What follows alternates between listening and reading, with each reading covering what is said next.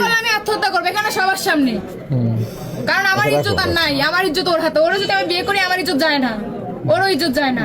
ওনার সাথে রিলেশন ছিল 8 মাস। হ্যাঁ, ও 8 মাস যে প্রথম থেকে রিলেশনটা খুব গভীর ছিল, মানে একদম বেশি গভীর ছিল। ও প্রথম আমার মানে রিলেশনের কোনো কথা ছিল না, প্রথম থেকে সম্পর্ক ছিল কেউ আমার বিয়ে করবে, কিন্তু এত আশ্বাস দিছিল আমার বিয়ে করবে করবে এটা বললা ও আমার সাথে বহুবার শারীরিক সম্পর্ক করছে, বহুবার। মানে তো বিয়ে করার কথা বললা লাস্টে 10 তারিখে, এপ্রিলের 10 তারিখে লাস্টে টিভি স্কুলের সামনে যে হোটেলটা, ওই হোটেলে নিছিল আমারে। ও মানে বিয়ে করবে আমারে, বিয়ে করবে বললা নিছিল, ওখানে সবকিছু ঠিকই ছিল, বিয়ে করবে। ও কিন্তু যা মানে রুম বুক করছে, আমি কিচ্ছু জানি না। ওদিন বিয়ে করার কথা, ও রুম নিয়েছিল। আমি বলছিলাম রুম কেন, বিয়ে করবে মানে রুমে নিয়ে বিয়ে করবে। ঠিক আছে, রুমে গেছিলাম, ওখানে আমার কথা কি কাজী আসবে, তারপর ওখানে বলছে কাজী অফিসে গিয়ে বিয়ে করবে না, ও কাজী অফিসে করবে না, ও ওখানে বিয়ে করবে। তো ঠিক আছে আমি গেছিলাম, ও ওখানে বিয়ে করবে। ওর 2টা বন্ধু আসছিল, আপনারা ওখানে সিসিটিভি ফুটেজ চেক করলেও পাইবেন। ও ওখানে ওর 2টা বন্ধু আসছিল, ওরা গেছে গা। যাওয়ার পরে আমি বলছিলাম মানে আমার তো পুরো ও বিয়ে করবে, ও বিয়ে না করেও আমার সাথে জুলুম করে বাজে ভাবে, মানে একদম সবকিছু আমার দৌড়া হাত বাইন্ধে নিছে। আমার দৌড়া হাত বাইন্ধে ও আমার সাথে একবার না দুইবার না 2-3 ঘন্টা ছিল ওখানে। আমি 3টার তেনে বাসায় আসছি এসের সময়, ও আইনা দিয়ে গেছে, এখানে নামাইছে আইনা।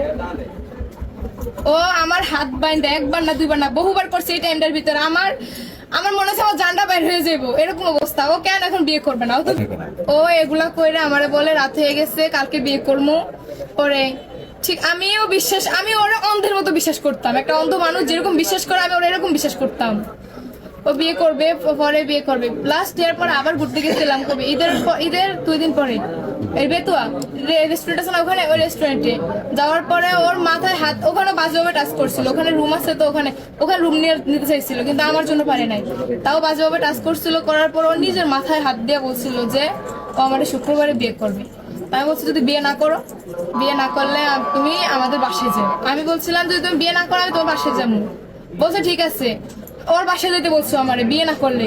ও শুক্রবার বিয়ে করে না আমারে। আমি কল দিছিলাম, ও আমার কল ধরে না। আমি অনেকগুলা কল দিছি, লাস্ট আসরের পরে আমি ওর কাছে কল দিছিলাম। ও আমার ধৈর্য কর, তোমার বিয়ে করা আমার পক্ষে সম্ভব না। কেন? তুমি খুব খারাপ, বাজে মেয়ে। মানে এগুলা খোঁজ খবর তোমার নেওয়া উচিত ছিল কোন সময়, যেসব রিলেশন করার আগে খোঁজ খবর নেওয়া উচিত ছিল যে আমি ভালো না খারাপ। না নিয়ে তুমি আমার সাথে এগুলা করছো, করে এখন কেন তুমি বিয়ে করবা না? ওর বাবা মানবে না। ও যদি আমার বিয়ে করে ওর বাবা ফাঁসি দিবে। তো তোর ফ্যামিলির, তোমার যদি এই ফ্যামিলির কথা চিন্তা করা থাকতো তাইলে তুমি। আমি ওর বাসায় গেছিলাম শুক্রবারে, যেহেতু বিয়ে হয় নাই, তো শুক্রবারে গেছিলাম ওর বাসায়। যাওয়ার পর ওর ফ্যামিলি মানে কত রকম হুমকি যে দিছে আমার, রাজনীতির হুমকি দেয় আমারে। ওরা একটু মানে রাজনীতি করে, ভুয়াগো বংশ একটু নামি দামি আর কি, আর আমরা ওর তুলনায় একটু কম। এই জন্য ওরা আমার রাজনীতির হুমকি দেয়, মিজান ভুঁইয়া আমার বংশ শেষ করে দিব ওনার যদি কিছু হয়। এই যে জুবাইর ভুঁইয়াও আমারে বুঝে একটু যে আফনান খান বাবু, তারপরে ওরা সবাই মিলে, এলাকার অনেকে মিলে আমার বুঝে কি বাসায় আমারে পাঠিয়ে দিচ্ছে। আমার দাবি ও এই মুহূর্তে আমারে বিয়ে করবে। এখন ও আমার সাথে এগুলো করছে না, ও আমারে বিয়ে করবে।